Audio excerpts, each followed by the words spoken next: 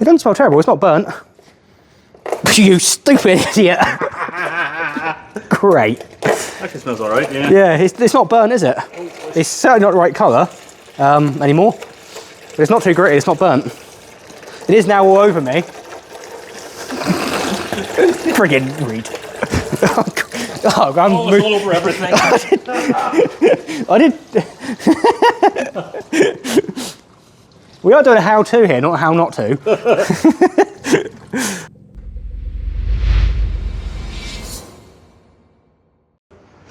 Welcome back to Rough Restos for, I'd say, yet another episode on this, but this is the actual first bit of maintenance and repair video on this vehicle. So some of you may have seen I've recently made another mistake, my 8th mistake so far. I would say one day I'll learn, but the chances are I'm never going to learn. I got the Range Rover friggin' addiction and it just keeps getting worse. So I've treated myself to a 405. You may notice that I am not in my workshop. I'm in a rather ginger workshop in Northern Ireland. So back over at Chris's, thanks to Chris for picking this thing up for me and storing it. Oh, I didn't want to give it back. But tomorrow I need to drive this thing from Northern Ireland back to Cornwall. So, and even maybe a detour on top of that. So, I don't know when it was last serviced. We do know the engine has been serviced since, but we just done that a minute ago quickly anyway, just to be sure. But although the transmission is silky smooth on this thing, he's only done 113,000. I don't know when it's last serviced. So, for the sake of a couple £100, might as well do it. So, what are you going to need? You're going to need some ZF8 spec fluid. You can obviously buy the genuine ZF Lifeguard 8 stuff, which I'd recommend. To be fair, the Liqui Molly is good stuff, so I buy that just because it comes as part of a kit with a genuine ZF filter. Again, don't buy anything other than a genuine one, they're not expensive. I say from Welded Lubricants, this kit, 7 litres of fluid, filter is sub £200, which is really good. I'll put a link in the description, because if you go to buy one specifically for a Range Rover or anything like that, people tend to charge you more or charge you more for a lesser standard kit. So all you need is a ZF8 kit.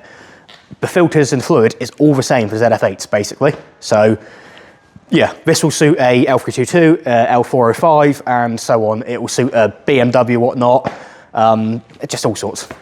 So yeah, right, so you're gonna need the fluid, you're gonna need a filter, you obviously need a drain pan, tools and whatnot, and you also need some kind of diagnostics tool. Now the fact is, if you're here doing DIY, you own a Land Rover project, which means you must have diagnostics tools. If you don't, you best get some. So, because we need to check the temperature of the gearbox, so you're gonna want something like this.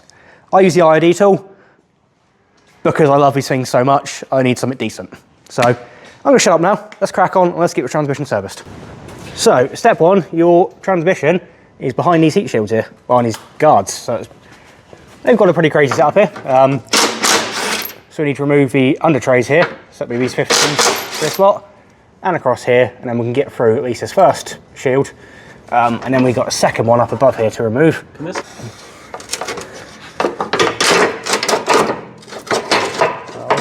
Yeah. Ideal. Okay, so you don't need to remove this whole front one then. So now we've got this little one here, which has got these little 10 mils. We need to remove this cradle around the outside, this little heat shield, and that should then give us access to this plastic tray. Is it 10 mil? Yeah, 10 mil. Probably 11 mil now, I'm guessing now. These ones? Yeah, so remove them first. I feel like the big gun's overkill for this. I didn't want to say you're an animal, but if in doubt, they'll come out. Alright, that's that one off now. Just you hold the camera there, sure. Well, it seemed to end up that I'm doing a camera, so I don't mind. Hang on, there's a pipe up there. Or oh, there's a little black clip that goes onto it, is it? yeah, there's a clip up in Yes. there. Or something. Yeah. Oh, this comes off the side here, isn't it? Yeah. Yeah. That's for one of the EGTs. Now we need to remove this cradle, which is 10 mils on the side here. Yeah, maybe. So, there, up there, and there. Or 8 mil, that's 8 mil there, I think. And that'll give us access to the sump pan. We'll do that in a second. Right, in my infinite wisdom of having done 50 millimeters before, oh, stainless exhaust, isn't it? Nice. Next step, so we've removed the 8 mils, 4 around the cage, remove the wiring off it, sorted. So here you need a H8 hex bit to crack off the fill plug. Now do that, crack it off before you do anything else, because if you can't undo that, do not take the fluid out your pan. So after that now, drain pan, H10 hex bit to crack out the drain plug. We'll drain the fluid out before using T40s to undo all the external pan bolts. So let's go. Right, do you want to hold the drain pan then, or? Can do. Because I get some gloves. this is going to make a mess, if not. I do have some spare. That whenever you go into work on a Monday morning to your desk job, with hands that look like you've been oil mining for weeks, doing well. Now, where's this going to push? Oh, there's actually a drain. Yeah, but it might hit the exhaust there a minute.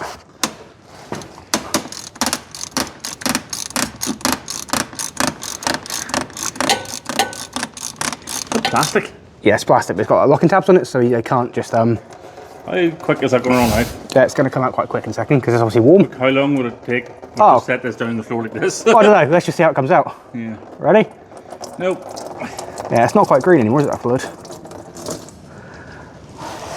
There we go. What does it smell like?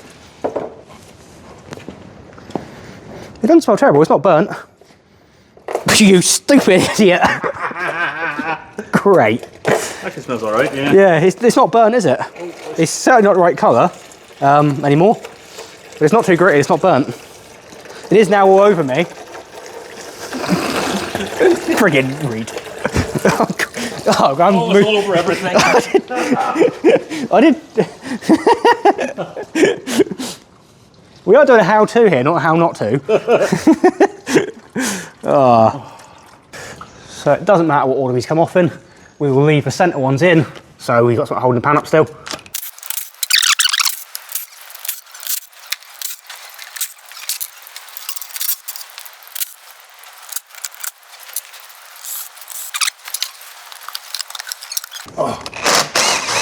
Right. You idiot. Yep. The only one you undone. Alright, now do you want to hold the drain pan up a minute? Not really, no. Well, when I tilt this, it's going to drain out the rest of it onto your floor if I don't. Because Lower than me. basically it's got to come out forwards here. So I'm going to put tip up, there you go. Now there should be a date inside this pan as well. An idiot, look at the That's warm anyway. yoga. So, that's what it looks like. Obviously, I do need to cover it on the floor because it makes a mess. But it's not my floor, so I guess it's not the end of the world. So yeah, really, you need to run a tap up through these holes here, which I guess I think is M8 by 1.5 maybe? Or is he M6? M6 by 1 then. Yes, no, sorry, yeah, M6 by 1. If not, it'd be M8 by 1.25. So we should run a tap up there, or we're going to run just a nut or bolt up there quick. Make sure the threads are clear so that when we torque the new one in, they're not going to catch. But yeah, in here there's not much to see for a basic service. It's simple. Just clean off the oil. But that oil actually is not a bad colour. No big debris in there. And then in the sump pan itself, you're looking for metal on these magnets, which there's always going to be something there if it's used, but that's not horrific. Obviously any big chunks and debris in the bottom of the pan here, but there isn't any. And then the minute we'll clean it up, because these over here, In there, no? this is made in, that's made in, so that's your, yeah, made in Germany there. But over here I think is date identifiers between these 2 points here. Right, we've stopped being retarded now, found the date number. It's this little circle disc here. So you see there's an arrow. Either side of it is the year, which mine says 13, and it points at the month. So mine says 13, 3 there, I think. No, 13-1. So first month, 2013. Now this is a 2013 L405. I think it's a March car, or something, which means that is the original pan. And we've also learnt that the filtering is also on here, so it is genuine. Same thing there again. So for being genuine and original, I can't fault that. That's really clean. No wonder it changes so smooth. We are now basically going to do the same as reverse. We're going to clean the surfaces, put the new pan up, and we'll torque it to spec. And I will put the bolt order and the torque numbers in the description and on the screen now.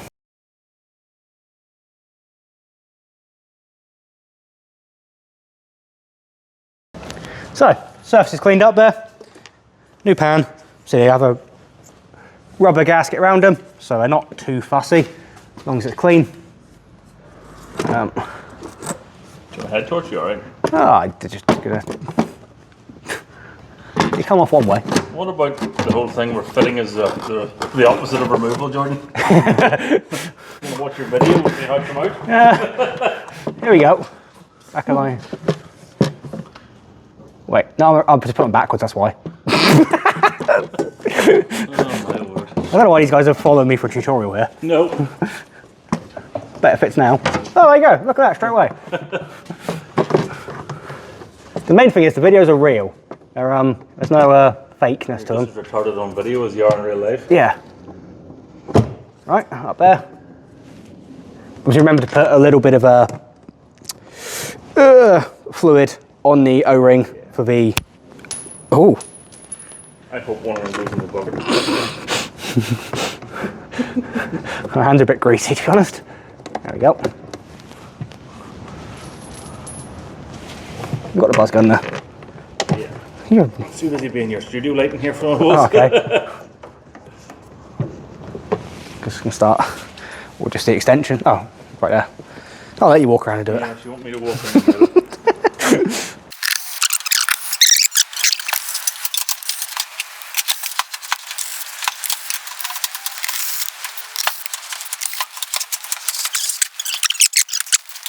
So pan is all installed, back torque to spec, cleaned up any previous oil leaks, and obviously you want to do the same, clean up any oil around, because in a minute you want to see if in case everything's leaking out.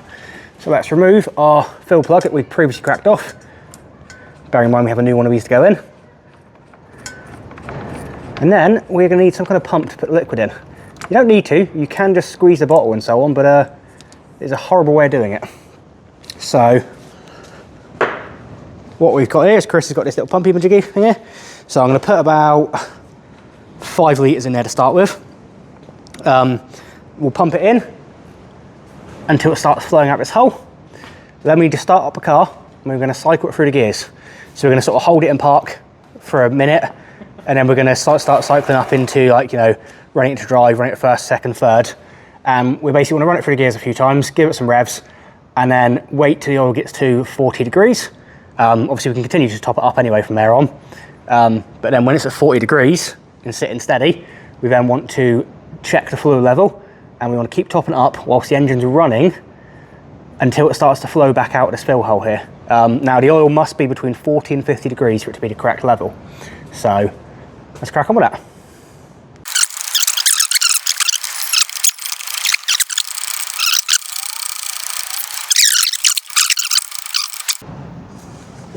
Right, so let's fire this thing back up a minute. Now essentially gonna jump it into park.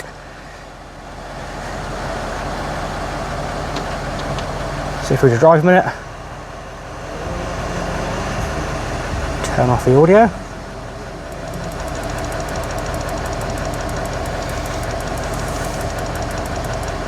Just gonna sit and drive with the brake on a minute.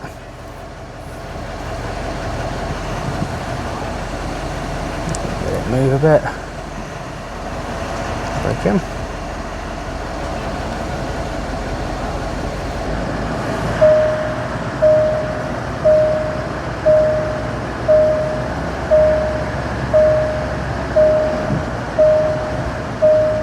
So all we need to do here now is, you can see I'm slightly over temperature. The oil was warmed up to 53 degrees, so we're going to let it cool down for a few minutes. And then essentially with the oil between 40 and 50 degrees, we are going to check the fluid level again, top it up until it runs back out the plug, pop the new plug in, job's done. Ideal. All topped up, cleaned up. Obviously, let it warm up, check there's no leaks going around. Once there's no leaks, it's basically reversal again. Put the covers back on, take it for a test drive, make sure it's all spot on. It would be worth checking it, you know, in 50 miles time makes it still the same, but it should be if it's all done right. So yeah, simple as that. And that's that serviced. It's simple as that. Really isn't a difficult job. Now obviously over the next period of like, I don't know, 1,000 miles, whatever, the gearbox is going to slightly adapt again. Obviously I could reset the adaptations, but it's not recommended to reset the adaptations and do a service. So basically we'll let the gearbox relearn itself now, and it should be shifting even smoother. But should be shifting even smoother. Shifting. Okay. Shifting, yeah. Shifting, like, between gears, Chris. When it was already really smooth to start with. So I'm very happy with the condition inside that pan. Obviously, if you've got jerky motion, then definitely going to need to get the gearbox serviced. I'm pretty sure the lifetime they called it was 60,000 miles in the end. So it definitely needs to be serviced before 100K, quite often than not. So yeah, all done, nice and easy. There's going to be plenty more content on this car, of course, because I own a Range Rover and it's not the only thing that's wrong with it. To start with, we have fluid leaking out here. It shouldn't be, it's on the floor. Crying it's leaving Northern Ireland. It's upset, yes. And then because of that, I think it's knackered the camera down there as well. The side steps don't come out. You know, all the usual Range Rover stuff. So there's going to be plenty more content on it, but now it's 405s, not L322s. I've moved up in the world, or down, maybe. But yeah, thank you for watching. Obviously, drop a like, comment, and maybe subscribe if you want to see more. If you don't, then well, we won't see each other again, will we? So yeah, I've been Jordan. Check out my channel too. Oh, you can check out, yeah, Chris Dupre, the ginger one. There's nothing useful in there, but... Yeah, true. Yeah, but L322 coming. Yep, he has also made a horrific mistake, and he started off, well, he's the Range Rover ownership now as well, so yeah. He will have repairs coming without a doubt. So yeah, thank you for watching. Cheers.